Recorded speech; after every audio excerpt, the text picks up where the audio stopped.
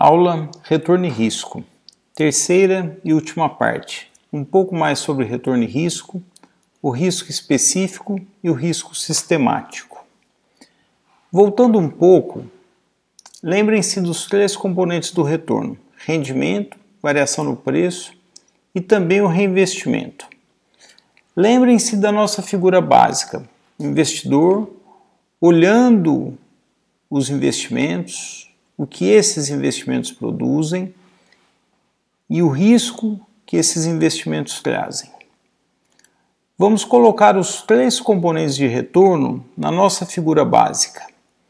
Aqui nós temos o rendimento que este investidor recebe, é o dividendo, que é função da receita e da estrutura de custos e despesas da empresa.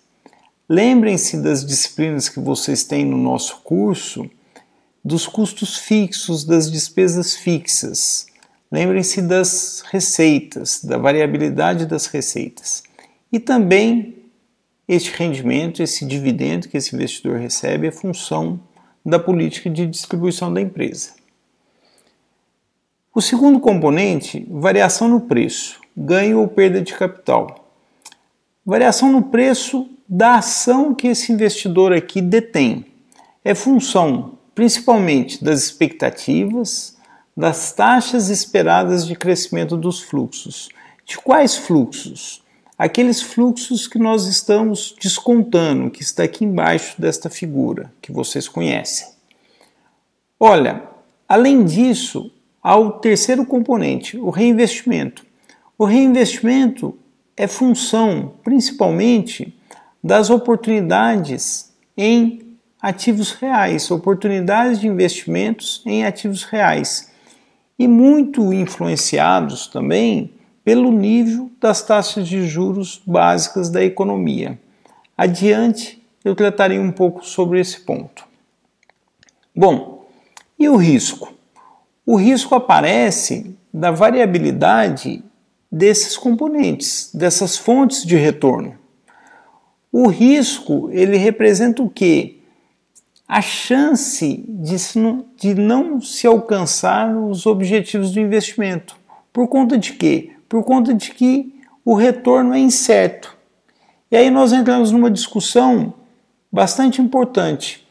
Por que o retorno é incerto? Porque há fontes de incerteza, fontes que nós podemos classificar em sistemáticas e específicas. Específicas a um ou outro ativo. Falando das fontes sistemáticas, ou seja, do risco sistemático, que é o risco que afeta o sistema como um todo, o sistema econômico, o sistema financeiro como um todo. E aqui nós temos alguns exemplos. Pensem na mudança de taxas de juros. Pensem no que está acontecendo, no que acontece com as taxas de juros no mundo, no Brasil. Pensem sobre o crescimento da economia, o crescimento da economia mundial, o crescimento da economia brasileira. Pense em quanta incerteza em março de 2020, na crise do coronavírus, quanta incerteza em relação ao crescimento das economias, de todas as economias do mundo. Pensem como um terceiro exemplo de risco sistemático, a questão de impostos. O Brasil está numa discussão permanente da sua estrutura tributária. Pensem um pouco na reforma tributária. Um quarto exemplo de risco sistemático, as taxas de câmbio. Olhem o câmbio hoje, reais por dólar, e olhem o que era há um ano. Imagine essa taxa de câmbio daqui a um ano. Quanta incerteza para se fazer previsão em relação a isso. E um último exemplo de risco sistemático, o nível de inflação. Observem o nível de inflação nos principais países do mundo, observem o nível de inflação e a expectativa de inflação no Brasil.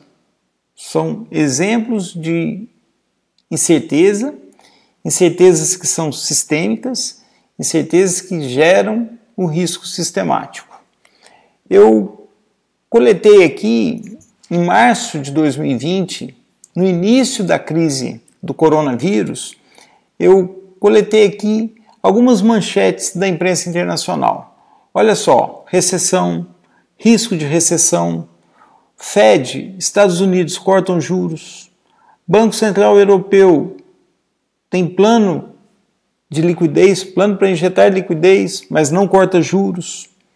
Olha as manchetes, na mesma época, em março de 2020, manchetes da economia brasileira, do Brasil.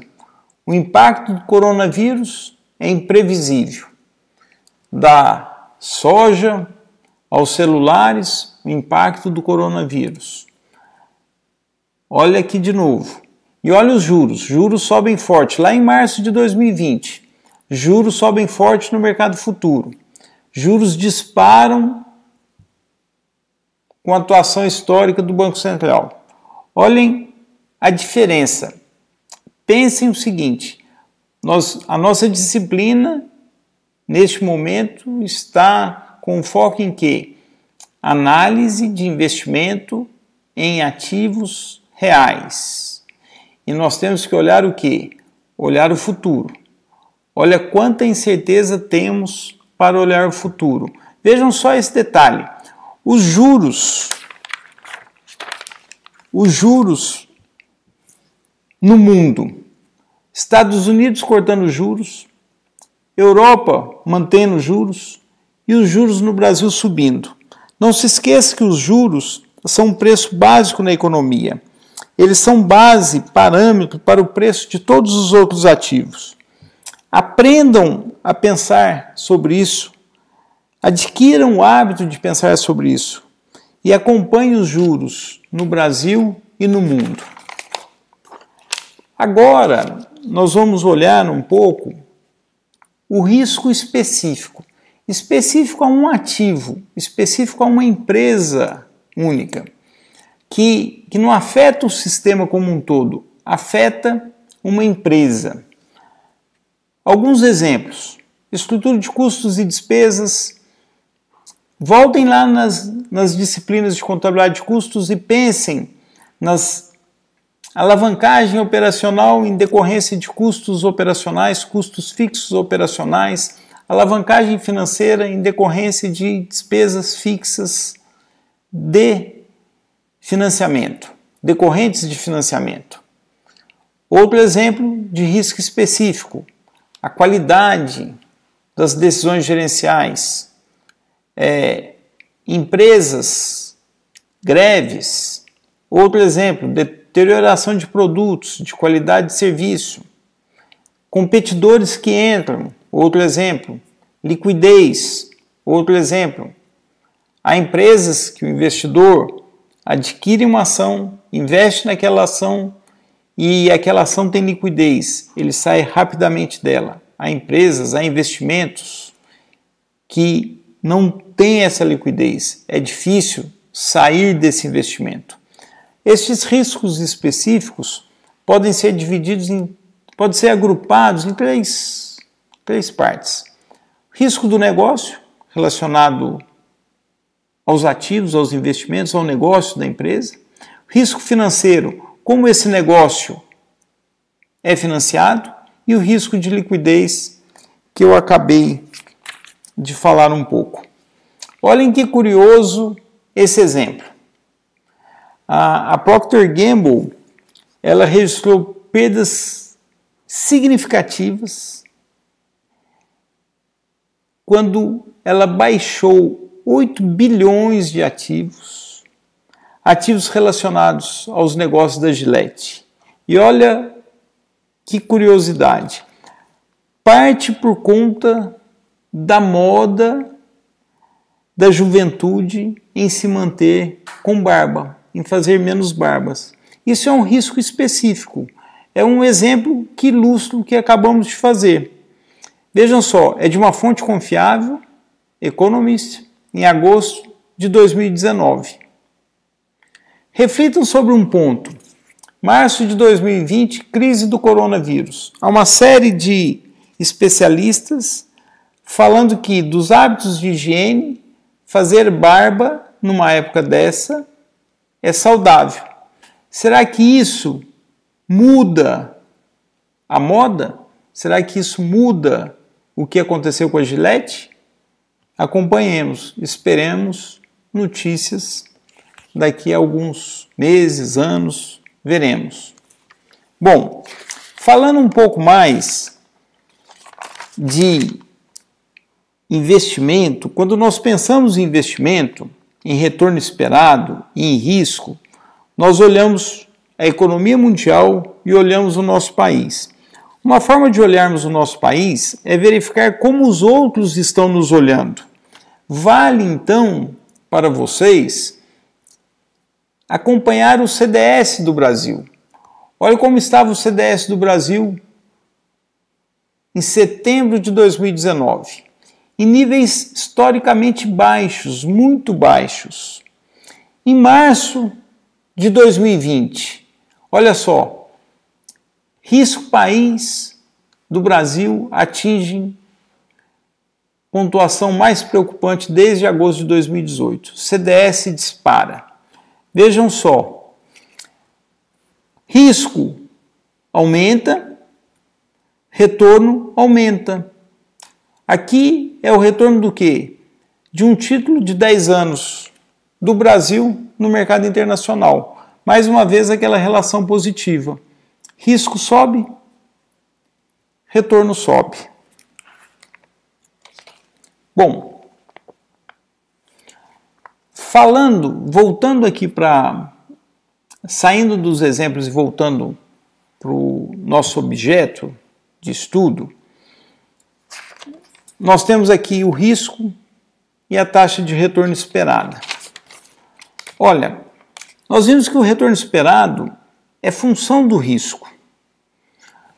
Porém, nós analisamos o risco total e nós colocamos ali do risco total, risco sistemático e risco não sistemático, risco específico.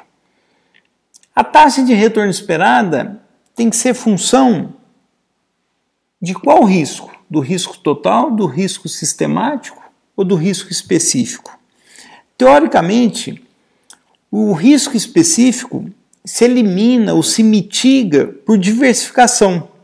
Por isso o retorno esperado deveria ser função do risco sistemático, ou seja, em outras palavras, em função do risco de mercado. Com isto, passamos a ter a seguinte relação. O retorno esperado, o retorno exigido, tem relação com a taxa livre de risco e um prêmio pelo risco. Nós analisamos a noção do prêmio pelo risco a partir da variabilidade, mostramos que o desvio padrão ele resume, ele sumariza essa variabilidade e o desvio padrão é uma medida de risco total. E nós estamos agora levando para o seguinte raciocínio, olha, do risco total nós temos uma parte que é o risco sistemático e o prêmio pelo risco tem que ser função deste risco sistemático, que é medido pelo beta e que nós vamos explorar nas próximas aulas. As duas equações básicas que nós temos formalizam esta equação simplificada que estávamos trabalhando. Ou seja, o retorno esperado é a taxa livre de risco mais um prêmio pelo risco. Aqui o desvio padrão. Esta equação é a equação da CML, Capital Market Line. E a segunda equação, que nós vamos estudar também, o prêmio pelo risco é função do beta, que é uma medida de risco sistemático. Olha essa equação simplificada nossa, representada aqui. O retorno esperado, no caso um ativo, aqui era portfólio, aqui o retorno esperado de um ativo é a taxa livre de risco mais o prêmio pelo risco. E aqui, em função do quê? Do beta, uma medida de risco sistemático, não uma medida de risco total como o desvio padrão na CML. Esta equação aqui embaixo é a SML do CPM, a Security Market Line. Bom, um último ponto para a nossa reflexão é o seguinte: os modelos que nós estudamos, que nós aplicamos, partem de uma premissa muito forte.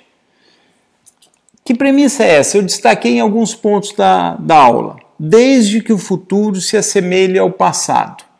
Olha o que este economista aqui escreveu num artigo em setembro de 2019. Esse economista é Mark Cliff, do ING, um grupo internacional com base na Holanda. Ele escreveu: o futuro é, essencialmente, incerto e nem todos os riscos são quantificáveis. A financeirização da economia mundial deixa as economias nacionais vulneráveis a grandes correções no preço dos ativos. Olhem só, façam uma análise desse artigo, que foi escrito em setembro de 2019, com a crise do coronavírus em março de 2020. Olhem a grande correção no preço dos ativos ao longo desse período.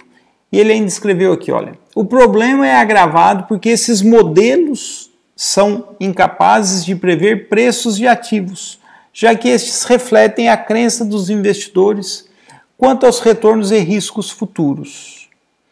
Bom, é isso. Nós temos modelos e nós temos ressalvas. E vocês têm que estudar muito. Aqui está os exercícios desta aula. Nós encerramos a aula Retorno e Risco. Qualquer erro que observarem, por favor, me escrevam. Aqui está a bibliografia que usei para esta aula, o nosso livro-texto básico e uma bibliografia complementar bastante rica. Estudem, não deixem de acompanhar, de manter essa bibliografia no horizonte de vocês. Então, encerro aqui a aula Retorno e Risco, que nós fizemos em 3 partes. Até a próxima aula.